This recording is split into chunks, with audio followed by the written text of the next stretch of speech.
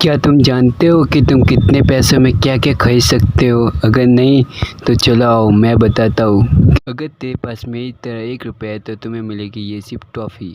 अगर तुम्हारे पास 100 रुपये है तो तुम उससे अपनी फ़ोन स्क्रीन के लिए एक टेम्पर ग्लास खरीद सकते हो। अगर तुम्हारे पास 1000 रुपये है तो तुम एक ब्लूटूथ वाले ईयरफोन खरीद सकते हो। अगर तुम्हारे पास 10,000 रुपये है तो तुम एक गियर वाली साइकिल खरीद सकते हो। अगर तेरे पास 1 लाख रुपए है तो एक आईफोन 16 खरीद सकता है, लेकिन प्रो मैक्स नहीं।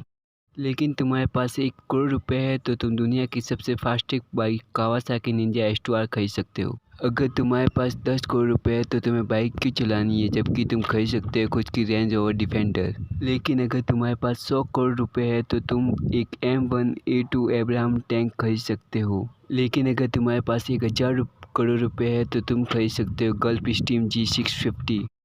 लेकिन अगर तुम्हारे पास 1 लाख करोड़ रुपए है तो तुम दुनिया का सबसे महंगा aircraft carrier UAS Gerrard front को खरीद सकते हो। लेकिन अगर तुम्हारे पास 10 लाख करोड़ रुपए है तो तुम बन सकते हो इंडिया के सबसे अमीर आदमी।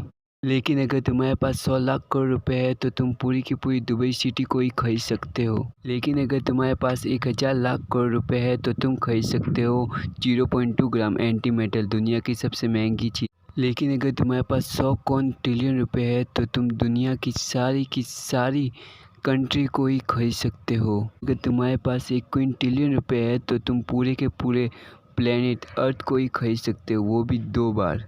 और फाइनली अगर तेरे पास 1 सेक्सटिलियन रुपए है तो तू पूरे के पूरे सोलर सिस्टम को ही खरीद सकता है।